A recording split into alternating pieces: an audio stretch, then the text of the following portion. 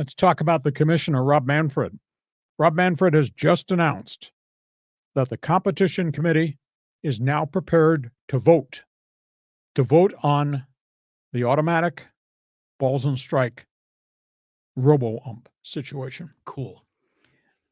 They experimented in spring training. Most everybody liked it. 52% of the calls that were challenged in spring training overruled the umpire, which means you're getting the play correct. Sorry, I don't mean to hurt the feelings of all these guys wearing blue behind home plate. Do a damn better job, and you haven't done a damn better job because the strike zone's always moving, and now we're going to have a vote. Now, it's interesting. It is an 11-member committee. 6 of the 11 are management people. There are 4 players and 1 umpire on the 11-member competition committee.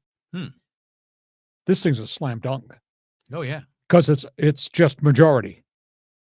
Oh, yeah. Out of 11 votes. And the fact that 6 of them are management people, be it a field manager, be it a general manager, be it a team president, we don't know who they are. I think it's going to be approved. I think we're going to have the automated ball strike count, ABS it's called, next year. What they've not decided is who's going to have the power to make the call. During spring training, you didn't like the call at home plate, you'd be doing this. Yeah. And they'd stop the Cactus League and Grapefruit Circuit game and they'd review it. They haven't decided whether the pitcher has a right to call it, the catcher has a right to call it, the batter has a right to call it, or whether the call has to come from the manager. And John, you get 2 challenges. Now, if you get the first challenge right, you retain that challenge you got right, which means you still have 2. But if you lose the first one, you have only 1 left. You lose the second one, you're done. So, I mean, there's some mechanics that they have not yet solved. So that's the latest with Rob Manfred. Dodgers. I don't understand how they're hanging on to first place. I mean, they just have no pitching at all. They've had 17 pitchers now on the disabled list this year. Tyler Glasnow has now thrown 2 bullpens. He, of course, was shut down because he had problems with his mechanics and he had shoulder issue. Now he's thrown and he's got back tightness. He says it's not a major thing. He says his arm is fine. It's a back tightness thing. But John, every time they try to change his mechanics, something else in the system goes awry. Yeah. And they can't figure it out. And he's so big at 6'7", and he throws with such oomph, such velocity. I mean, it's a real hard call as to what kind of motion mechanics he has to have, because they changed his mechanics in the offseason into the spring because he kept having elbow problems and forearm problems. And then he had shoulder problems because they changed his mechanics. Now they shut him down and they've tried to rework the mechanics again. He calls it his athletics, to try to rework the mechanics. And now he's got a tightness in his back just because of how he's throwing it. I mean, it's a real mixed bag of stories there. Next topic, you know who? The Yokohama Bay Stars. Trevor Bauer. Yeah, here we go. Trevor Bauer, 20-4 in Japan and Mexico. He's bounced back. He's thrown 3 straight victories. For that, he still wants to come pitch in the States. Off the field, he stayed off social media. Off the field, he settled, supposedly, the lawsuits, sexual misconduct and all that junk, up until this week. Now a judge in San Diego has ruled the woman who filed all the charges against him for sexual misconduct violated the agreement of confidentiality, and she has to pay him $320,000 because she went on a podcast and 22 times violated the, quote, non-disclosure agreement. Good. So now Trevor Bauer is going to get $320,000 supposedly from this woman. That being said, the guy still wants to pitch.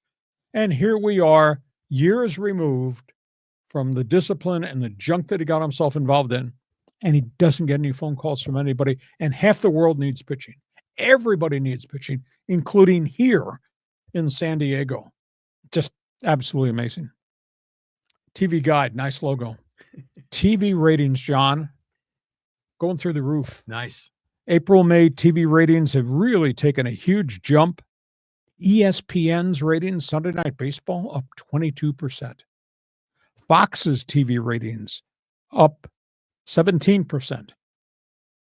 TV ratings in Japan, all hours of the day and night, up 27% from last year. Obviously, it's the Otani factor, it's the Shoto Imanaga factor, it's all these other players from Japan here. I mean, it's absolutely amazing what's transpired in terms of TV ratings in April and in May. And by the way, the Dodger-Yankee game last Sunday night, 3.1 million viewers on Sunday Night Baseball. Awesome. That's pretty cool. Miami. I saw a picture of this. I couldn't believe it. Miami hosted Colorado. Now, I grant you, we're not talking about pennant contenders here. They played them the other night.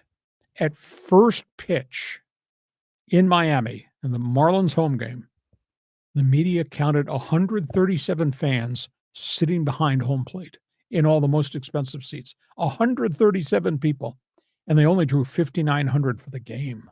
Unbelievable. Marlins Rockies. I grant you they're not pennant contenders, but nobody cares about baseball in Miami. Everybody's pissed off about baseball in Colorado. What a disaster. And by the way, speaking of, how do you like outside baseball in the hot weather in Sacramento? Here comes summer with a team that can't win. The Oakland Sacramento Athletics have now lost 20 of their last 21 games. The Athletics are 9-22 at home. Do you regret spending all that big money to buy season tickets for the Athletics in Sacramento in a minor league park in hot weather to see them lose? 9-22 at home. What a disaster. I feel bad for Mark Kotsay, but he's got such a young team, and they played well last year, not playing well now. I mean, we're sitting there at 1-20 since early May. Brutal. Wow. Okay, John, that's from the Baseball Notebook. You're not going to berate the umpires, are you? You're going to damn them. Go ahead. Well, I have comments on a lot of these things here. First of all, the vote, it's going to be 10-1. Okay. It's going to be all the front office people and the players are going to be 10, and the one umpire is going to be 1. And we're going to get finally the ABS system, which I think is so long overdue. Now, did you see that it was a game like last week and some player did this? Yeah, Tampa Bay player got a really bogus call and he barked at the umpire and then he struck out on the next pitch, and as he's walking, he looks at the umpire and says, and the guy threw him out of the game. Yeah, that's fantastic. So now I'll tell you what, if I were, king of the world here, this is how I would do it. It doesn't make sense really for the manager to be the one to call it because they can't see it. They have to depend on someone else. I would give one, challenge per at bat, because in the spring training, they did it very quickly. The pace of the game didn't really slow much at all. And I would give the catcher and the batter each 1 per at bat. And I think that would work out really well because they had 1 per at bat in spring training. And I think it was only the pitcher, only the hitter that had a chance to call it, and it worked. So you would allow an instant replay challenge for every guy that comes to the plate? Yes. Well, they did it in spring training, and I saw no interruption. The flow of the game still worked. Just get the darn thing right. I mean, if you just get 2 a game, there's 20 of them a game that happen. So we need to address them all. Just going down the list here, Trevor Bauer would be a perfect pickup, and he's innocent, right? Well, he's not innocent of being stupid. Well, yeah.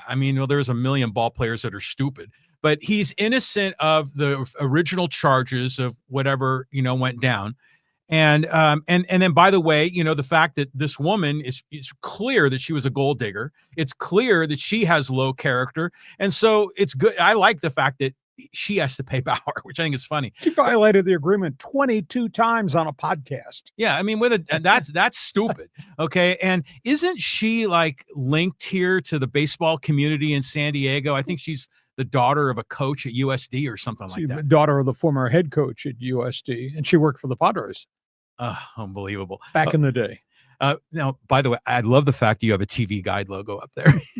I mean, who uses TV Guide anymore? Old school. Yeah, that was like a religious experience every time. And looking at all the sports, they always had like a sports section. But I think it's fantastic that the numbers are up. I think baseball is coming back. And for me as a fan, I love the fact that like every day there's a Padre game. And it's like my grandmother when she watched the soap operas every day. You know, it's like a storyline that just kind of continues to unfold. It's reality TV for sports fans. And I think it's fantastic. So I'm happy for baseball.